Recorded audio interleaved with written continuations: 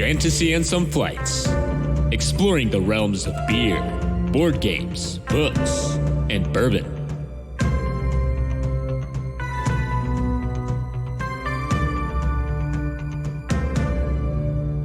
Welcome to the first ever episode of Fireside and Some Flights. We're just going to kind of drink and talk about some stuff that we love. I'm Nelson. I'm Dalton. I'm excited for it. I think we're kind of like, we're starting this series as a way to just do a little bit of extra talking. We kind of run out of time on our episodes. We're not really going to have a topic tonight. We're just going to enjoy our drinks, talk about, I don't know, some stuff, and then maybe tackle some icebreakers. And but yeah, we're hoping to kind of use this as a series to fill in on the off weeks.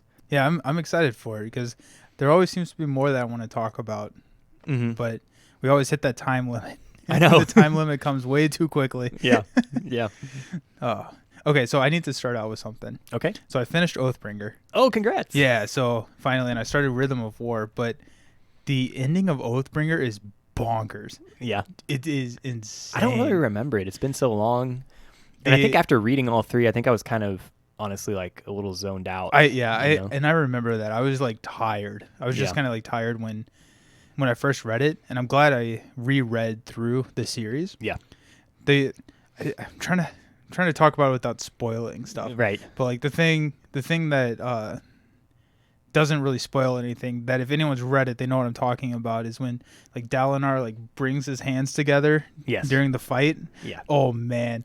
I just love that last fight because there's just so much going on and all the main characters get like their spot to shine. Yeah. Which I thought was just like it felt like a series finale when really it really did, yeah. Halfway through the first like series.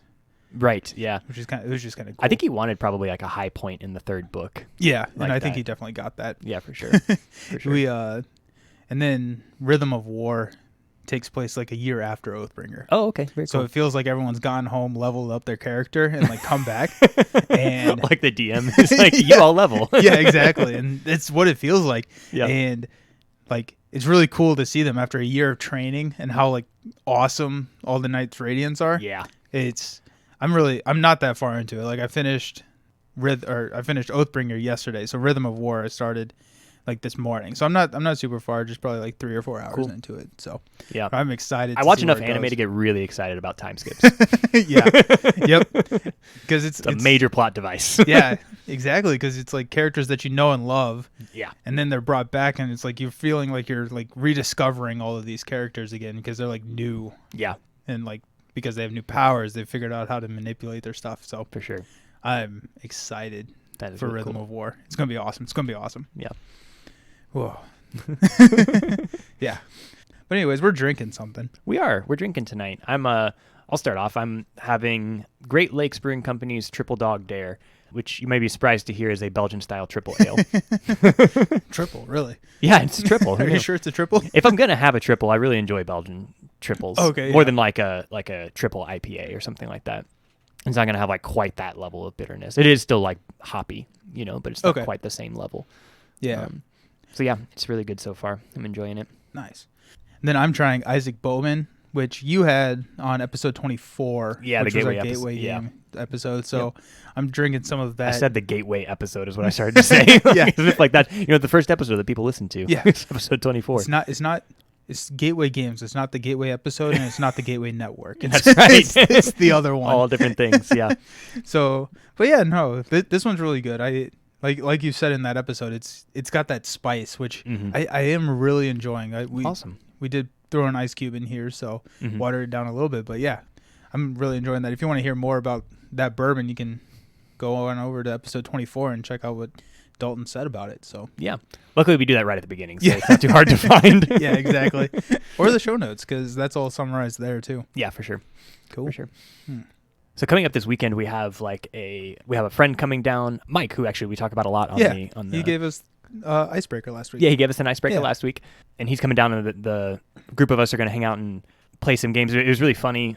We each picked like 2 games that we wanted to play for the weekend, and I realized after looking at it, At first, I thought that they were all. I was like, wow, there's a lot of engine builders here.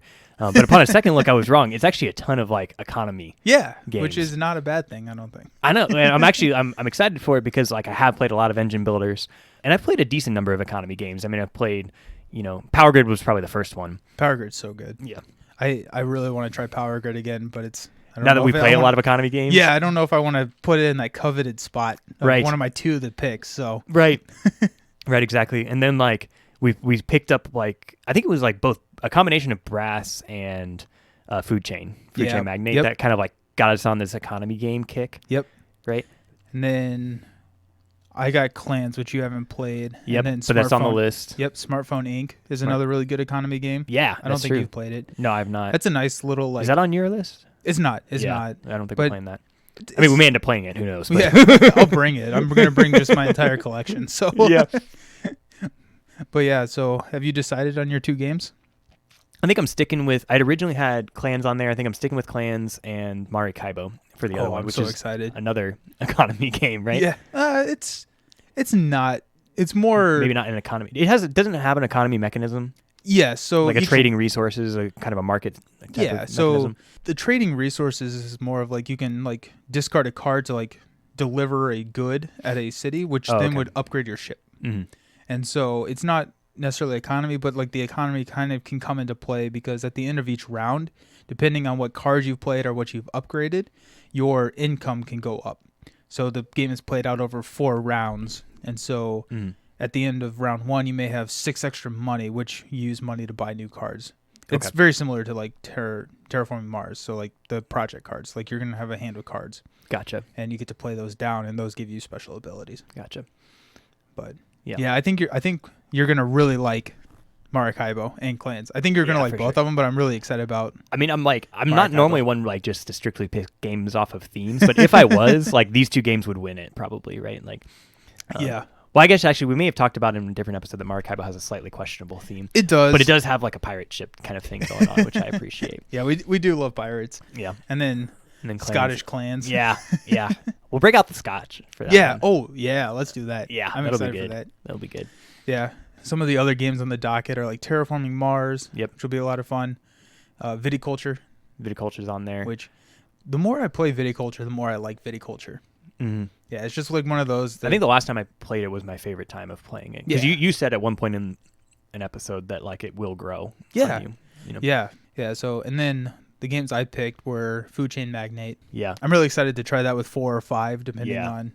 I didn't realize you could play Food Chain with 5. Yeah, I think it goes up to 6. Holy cow. Yeah, the map gets bigger.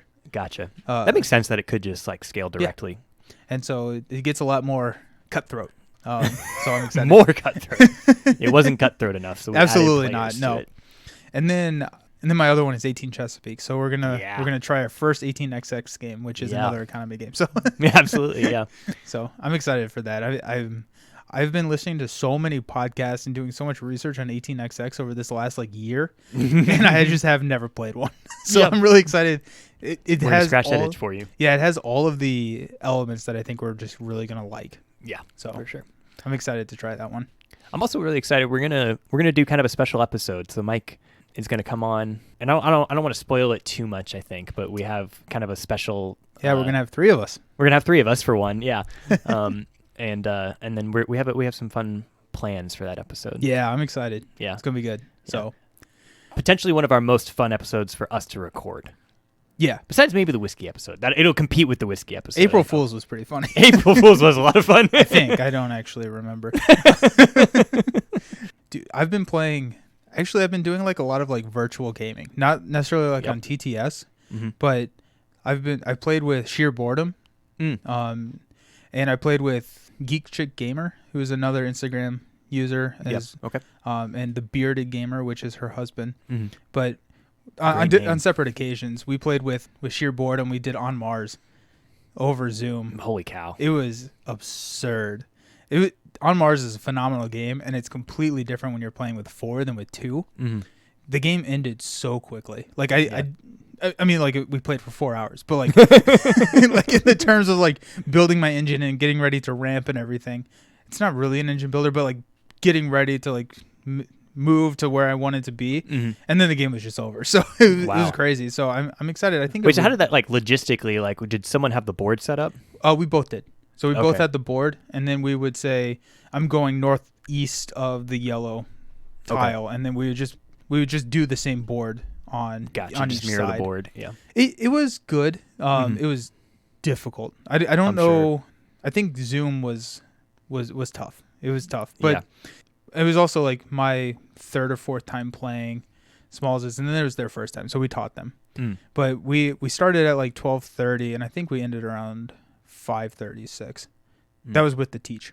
So it's a game. Yeah. I remember we did earlier in the pandemic, we did Food Chain. Yeah. That's definitely the most complicated game that I've done over, like not over tabletop. Like I played Twilight Imperium over tabletop. Right, yeah. But playing Food Chain was like, I did my, like, because I didn't have access to the cards. I don't own Food Chain. And so I did all of my like card tree, like my management structure, and then like in a Google spreadsheet. Yeah. And that was tricky. Yeah, like it was like 25 to like 30% of my brain was focused on like just mechanically, actually, physically, just doing stuff. Yeah, just doing stuff. And you won that game too, which was crazy. Oh, I think I did. Yeah. I think it was a bit of a fluke though, if I remember right. It was one of those where like maybe it was you, like someone marketed a whole bunch, and I was in a position to just like scoop it up. Yep. It was one of those like, oh, I can actually pivot and like sell that, and I got a bunch of resources off of it. Yeah. Yep. I'm excited to see where that. And then with Geek Chick Gamer, we did Spirit Island. So we kind of did the same thing where we both set up the boards. That one was a lot easier actually. Okay. Because you can say an A7 because all the lands are numbered, and the board has a letter associated with it. Yeah. So we played 4-player Spirit Island, which 4-player is a lot. I really want to try, but I do want to do that. I do want to do that one time in my life. Yeah. But I really want to play more 3-player Spirit Island. Yeah. So I'm excited for that. But I feel like the game really shines at 3. Yeah. Because it's like at 2, it's like you can reach the whole board, and so something about that makes it feel like you're not cheating, but it just feels like there's when you lose that by going to 3, the game changes. And I agree. I did. And I also like because you can build like 2-player combos pretty easily. I know the interactions between two spirits really well, and so it was kind of exciting to see multiple spirits going on at the same time. Yeah, I think with 3 it just adds that extra dynamic for sure. But I played Bringer of Dreams and Nightmares from the base game. Okay, which is the fear guy. Yeah, the fear guy. Who just does so much fear, and I love that character. I think he may be actually my favorite spirit. Wow. Yeah. I don't think he's the best spirit. Yeah. But he's just a lot of fun. It is a lot of fun. We ended the game running out of fear cards, and I did. You did your job. I did, yeah. I think I did like 22 fear in the last turn. Yeah, that's crazy. Because I picked up like Tsunami, major power. Oh, yeah. And like Bringer of Dreams and Nightmare can't destroy anything, but if he would destroy anything, he just causes extra fear. Yeah. And so Tsunami just like wiped out a coast. And it's like, well, there's a lot of fear. Yeah. That character does feel like, okay, if you guys keep us from dying, I will win the game. Yeah, absolutely. I will win us the game. Just buy me time. Yeah, and I definitely think that he's better with more players. Yeah. Because there's that. So we had like Spread of Rampant Green, who was kind of running defense and stuff. So yeah, it makes sense, like even mathematically, where it's like if you are at 2-player, normally you're controlling half of the board each, and if like he drops out, then you're controlling 100%, right? Exactly. But even at 3 players, it's like, okay, now 2 players would normally each carry a third. Now they're each having to carry half. Like that's much less of an ask, right? That's easier for them to do. And as you add players, the portion of the board that they are having to control in addition to what they would normally control is smaller relatively. Yeah. Oh, there's an errata for Spirit Island. So interesting. Yeah, there's a Here I was thinking the game was perfect. And I actually don't know if I agree with this. So the errata is that whenever you're playing Spirit Island, whenever you always add 1 extra blight to the blight card. So if you're playing with 2 players, typically you would put 4 blight. Now you put 5. That's a weird. It is, but basically what their reasoning behind it is it doesn't scale linearly with players. Oh, okay. But it's like, I don't know. Like, I'm probably not going to play with that errata. Yeah. We did this last Erratas time. are optional. Yeah, exactly. we did this last time just to kind of see, and I'm glad we did because we came pretty close to just dying. Yeah. But we held on to like 1 blight, and then we started removing some. But But yeah, so like that is an option to play. Okay, good to know. Just like if you're playing with 2 players, play with 5 blight instead of 4. I could see doing it at 2 players. When you start to add like more players, it's like, do we really need the 1 extra blight? Or just, yeah. I am really excited to play the Heart of Wildfire promo spirit a little bit more. I haven't seen that, yeah. Basically, wherever he moves, he causes blight. Okay. But he does a lot of damage. Yeah. But if you get that 1 more on the board, yeah. More damage for me. Exactly. I got one more thing, which is really short before you want to hop into maybe a couple icebreakers or something? Yeah, that sounds good. So I saw there's coming out this summer, there's a new game. Well, I don't know if it's an expansion or a standalone game, but it is The Crew Mission Deep Sea.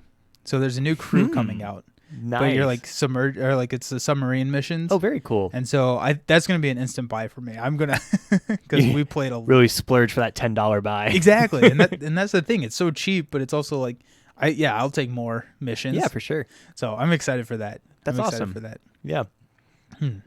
Yeah, okay. I can't wait because like basically all the crew is missions, right? Yeah. It's basically just a mission pack. So it makes a bunch of. Is it gonna be like physically like the same? I mean, I guess it would have to be, right? Just the same like or like the same deck of cards. Maybe they will add in some new like tokens or something. Maybe, yeah.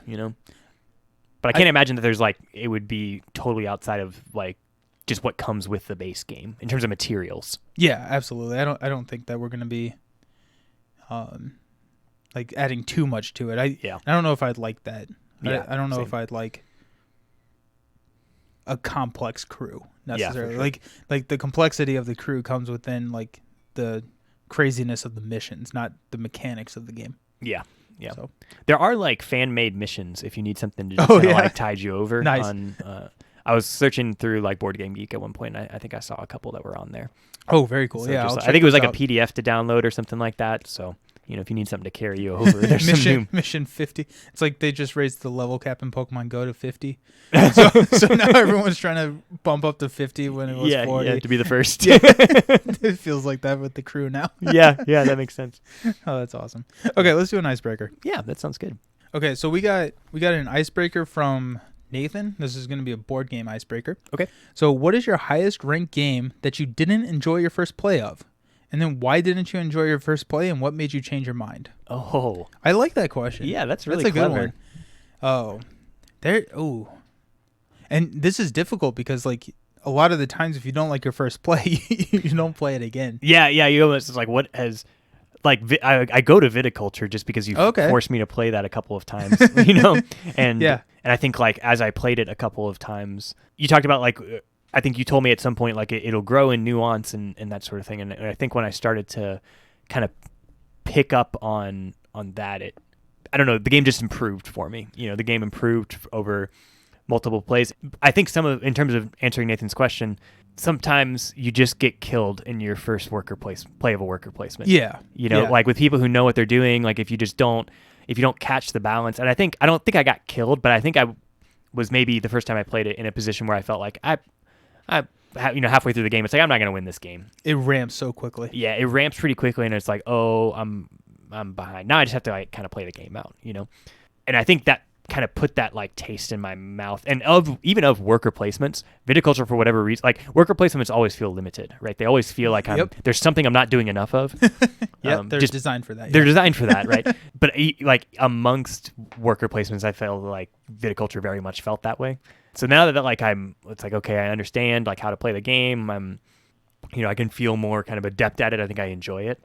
But yeah, that first playthrough, for whatever reason, it wasn't like it left an awful taste in my mouth, but I just kind of walked away like, yeah, that was okay. Yeah. And now it's like improving. I think that's kind of almost exactly how I felt after my first play. And I did play without the Tuscany expansion the first time. And so I've never played without Tuscany. Yeah. And Tuscany is kind of one of these must-buy expansions, in my opinion. Yeah. But there is that caveat. But I every single time I play Viticulture, I feel like I like it more, which I feel seems kind of weird. But like I have a noticeable improvement. Yeah. But so actually, my answer is Concordia. Oh, okay. So Concordia is like the typical trading spices in the Mediterranean Sea type game, but it's actually, so Nathan was actually the one talking to me. They consider this a rondel, in the sense of like your cards are like rotating. Oh, okay. I could see that. It's like, okay, because you're not like moving a piece, but you're playing cards, and then you can't play those cards until you play more cards. Yeah, I could see that. But like each kind of card gives you an action that you can take, and you can buy more cards, or basically you're trying to expand across the continent to build locations and score victory points, just like any boring Euro. How do you win the game? You get the most victory points. Exactly. And that's all there is. So the first time I played it, it felt like it just felt like there wasn't enough. And this was one of these games where I bought, like I had seen that a lot of people love this game. Like it's top 20-ish, top 50. I'll hedge my bet, so I'm going to say top 50. Board Game Geek. And so I bought it after watching a couple of reviews and reading about it, and like, this seems like I like it. And then we tried it, and it just like, it fell flat. Okay. It fell really flat. And I just think that was kind of me not understanding how to work the system of Concordia. Yeah. But it was one of these games that it's so highly rated, and I had seen so many good things about it that I was just like, I'm not going to let one play dictate this. And so I played it a couple more times, and then I played it with more than 2 players, and that really helped. Okay. So with more than 2 players, it really helped, mainly because of just the maps I have. There are 2-player only maps, which I hope to pick up at some point. But the game just felt really loose. It just kind of felt like... Yeah, I could definitely see. The map is pretty big. Yeah, exactly. So I could definitely see that. So it's just like, I don't know, my wife went one way, I went the other, and there was no like player interaction, it felt like. So yeah, and that's a little sad because that's part of the fun of the game, is kind of shouldering each other out of like key positions. Yeah, because if you build first, it's cheaper than if you come and build second, and then like you can play the cards wherever you've built, you get those resources, and so that just happens more with more players because there's more spots on the map that more people are playing. They want to flip those resources and get more resources. Yeah. And so that was just kind of one of those that the first time I fell flat, and now I love Concordia. Like it's a fantastic game, and I really think that it's not a gateway game. Yeah. It's probably like the next step, or maybe like the next step, depending on who you're playing with. Yeah. But it is one that I really want to play more of. Yeah. And it's really, it's simple in rules. I like the rule page is like 2 pages. Yeah. So my biggest complaint about Concordia is I think it has a really weird box size. Yeah, it makes me very uncomfortable. I don't know why, but it's like, how is it supposed to fit on my shelf? Like, it's very long and flat. And I don't know what to do with I don't like this. Yeah, it's just inconvenient. This just makes me concerned. Yeah. Oh, anything else, or are you sticking with viticulture? Any other games? I'm trying to think of other games that I didn't really like the first time, but I like now. I think, okay, so at the most recent, like, of our Gen Cons, not like actual Gen Con, but like our Gen Cons. Yeah. We played a game that reminds me of Concordia. It's not Concordia, but you have a board, and it's one of those games where as you place things, like actions are kind of revealed. Hansa Teutonica? What? Hansa Teutonica? That's it. Yes. Yeah. I don't know how to say that. Yeah. Hansa Teutonica. Teutonica. Yes, that game. I think at the start of that game I didn't like it, and as the game went on I liked it better. Yeah. No, and it's really funny you said that, because I was going to say the same thing. It's like I didn't really like my first play. But I keep thinking about it. I was like, I think I like that game. I think I do. It's like, ooh, that's a good game. Yeah, it was a fun game. And I think I feel like maybe that was a game where we either we misunderstood a portion of scoring, or something happened, I think, where we or maybe it was you misunderstood a rule of scoring that benefited me and not you or something. It was weird. It was weird. I just remember at the end of the game being kind of like, oh, okay, maybe the scores are kind of a wash because we screwed some things up.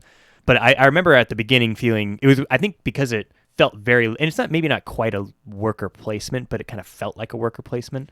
Yeah, I can see how it has elements of that. It had elements of it, because it was basically like if I go build in this area, I can take advantage of whatever is there or something.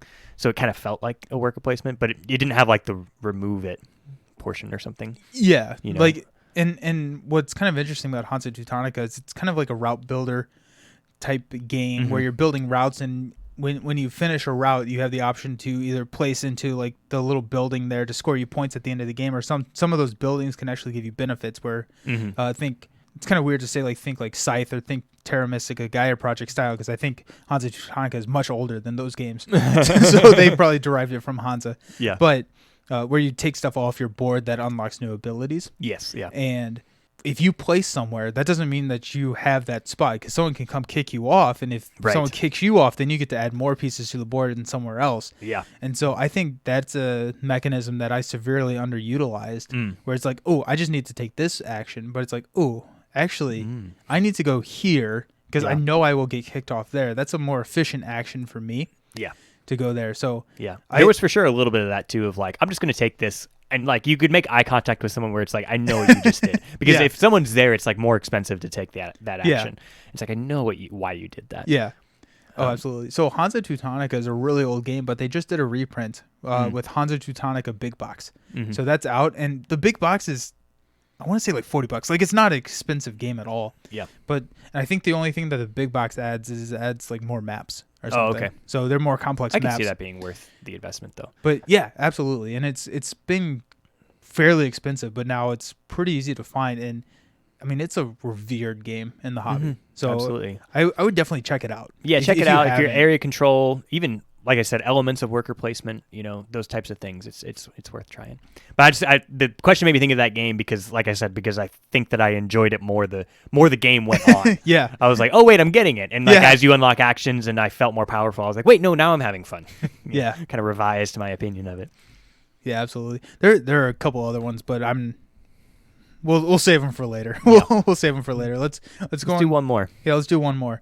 Let's do a book one. Cool. So this one is from my wife, actually. Okay, so who's your favorite character from any book?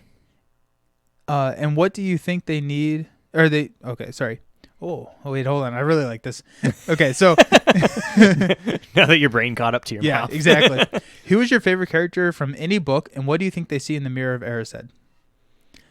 So the Mirror of Erised from Harry Potter shows you, your deepest desire. And so like Harry sees his parents, Ron sees him as like the Quidditch captain, like loved by his family, which is kind of sad actually, now that I think about it. I just want love and approval. Yeah, exactly. I'm just trying to think of my favorite character right now. I know the character thing is what makes it really. And I'm like, I think I'm sort of biased by what I'm currently like reading or what I've just finished. Yeah? Yeah, because I don't know, I really like Kaladin. Stormlight Archives. I think he just wants to be happy. Like, if you haven't read Stormlight Archives, Kaladin's one of the main characters, and I think Brandon Sanderson does a really good job because he suffers from depression, which is pretty apparent in the books, but it's also I think it's written well. Sanderson or Kaladin? Kaladin. Yeah, Kaladin does, and so similar to like Harry in like later books. Like Harry is suffering from PTSD from what he saw at the end of Goblet of Fire. And like he's very irritated in the way that like J.K. Rowling wrote Harry, in the sense of like, he didn't come out and say like Harry Potter has PTSD. It's like the way that he reacts and everything. And Brandon Sanderson does a really good job of doing that with Kaladin as well. Yeah. He doesn't come out and say like Kaladin's depressed, but there are a lot of memes about it. So yeah, we've talked about. I think you sent me one that was like one of my favorites. Which one was that? Where there's like two people, and I forget their names, but it's two of the nobles or whatever who are talking about how much they hate Kaladin, and one of them's like, I hate Kaladin for this reason, and the other one's like, I hate Kaladin for this reason. And then, it's like they're in a bar, and then there's this voice from a corner table, who's like, amateurs, and they're like, what? And it's like, amateurs, and it's Kaladin. I love that. I hate myself more than either of you ever could. Oh yeah. Oh man, yeah, I remember that now. That one's so great. Yeah. I do love Kaladin as a character. I think Kaladin, and also like his story arc, which I think we should talk about at some point. Yeah, for sure. Maybe in the upcoming episode or something, about just kind of how he grows. For sure. And so I'm thinking that like, what are you thinking? How to say this without spoiling stuff. So I think that Kaladin in the Mirror of Erised would see him together with his family. And I don't know how much more I can say. I think it's pretty early, but like Kaladin has some family troubles. Yeah. And I think that if he was able to, and I'm thinking at like probably probably around like the Words of Radiance time frame is when Kaladin would really kind of like just want to be safe at home with his family. Yeah. Not have joined the war. Yeah. Just because like Kaladin's upbringing as a surgeon that he trained under his father. And I think, he goes back to that multiple times. And I think that that's probably where Kaladin would see is just kind of all of them together doing surgery or something. Yeah. What about you? Just like that picture of he's like looking in the mirror and there's just like a body splayed open on a table, him and his dad, and he's like, oh, that's what I want. Oh no, yes, I want it. I would go to Kavoth. Oh, yes. And I'm worried that it's almost too obvious of an answer. But another thought I had was Ender, and I was like, that's too obvious. I'm gonna go for Kavoth. And I think it's an interesting one because we know Kavoth in two different timelines, right? Yep. So there's almost like two answers to the question of what would he see in the Mirror of Erised, right? Because it's like, what would young Kavoth see, and what would Kavoth, who's the innkeeper telling us the story, like what would he see? Yeah, that's a good point. That's interesting. I think young Kavoth would see himself as a fully realized namer getting the girl. I think that's what he would see. Yep, 7 words, right? Right, right, exactly. And there's also, he has some past trauma as well, so there's definitely a potential that like there's some other things that he could see. But like one thing I like about him is he is an extremely complicated character. Yeah, and he has a lot of different motives, a lot of depth. Yeah, a lot of depth. Yeah. And so I could think of several things that he could see, without spoiling too much. Like I said, he does have like past trauma, specifically around like his family. I could see like a resolution to that as something that he could like see in the Mirror of Erised, both from a like reliving a time before the trauma, but also having like revenge from the cause of the trauma. Like either of those things could appear in the mirror to him. Interesting, yeah. That'd be interesting. Yeah. Maybe like current day Kavoth also. This isn't a spoiler. This is pretty early into the book, and probably in the inside cover, like he doesn't have magic anymore. Like he has lost his connection to magic. Right. So maybe him like young doing magic again. Oh, just like fully within his power. Yeah, just calling the name of the wind. Yeah. That'd be interesting. Yeah. Ooh. Or would he just see him like? So one of the reasons we love the character is he's essentially a bard. Like he's half bard, half like sorcerer, kind of. Yeah. 1/4 like artificer. Yeah. Would he see himself just on like a mountain in a calm scene, like playing his lute? Oh yeah, there you go. Like maybe like older him would like kind of like yearn, or maybe like see himself again with like the friends that he had when he was younger, or like kind of yearn for those like almost like the simpler times, right? The simple joys kind of thing. I could see him wanting that. I could see that too. I think that's probably the answer right there. Just him chilling. Yeah. Playing his lute. I like that. Making some cute tunes. Yeah, that's perfect. Yeah. Ooh, those were both great questions. Yeah, absolutely. Yeah. Thank you for the icebreaker. We've had we will always take more icebreakers, but one of the reasons that we had thought to start this is because we want to make sure that we're keeping up and getting through all of the ones that are submitted. And so these Fireside episodes give us an opportunity to pay attention to the icebreakers a little bit more, do a couple extra versus what we would normally do in just like a standard episode. Hopefully we'll start getting through the backlog, but don't let that deter you from sending us more, because we love these and we'll continue to answer them. Yep. So 100% about that. Yeah, this was a fun first Fireside episode. I'm excited to do some more of these. Yeah, I'm excited for the reason to see you every week instead of every other week now. These are also a little bit shorter, so we got time to play a game. That's right. So I think we're going to play Castles of Burgundy tonight. I know. Space Stations of Maroon. Space Stations of Maroon. I haven't played it in like years. I'm really excited. Yeah, so let me tell everyone how to contact us, and then we can go play. Okay, sounds good. So we're on pretty much any social media platform. That can be Twitter, Instagram, Facebook, YouTube. We have a YouTube channel. I've never posted anything. Right, there's nothing there, but you can go follow it if you want. You could, yeah. We did have someone recently create an Instagram account that is Fantasy and Some Flights with 2 S's at the end. So we are not them. Yeah, we are not them. So, yeah. Yeah, we have 1 S at the end of our name. Fantasy and Some Flights, 1 S at the end, 2 S's total. The other one's an imposter. So 3 S's. 3. So yeah, you can find us anywhere. We love to talk to you. We also have a Discord, so hop on there. We're doing the monthly game nights, so that one's coming up here in a couple weeks. So I'm Second Saturday of the month. Second Saturday of the month. We're always playing games, so hop on the Discord, join us, and yeah, I think that's all the ways that you can reach us. You can call Dalton. His phone number is... Cheers. Cheers. Awesome. Yeah, no, this was a lot of fun. Cheers, buddy. Cheers.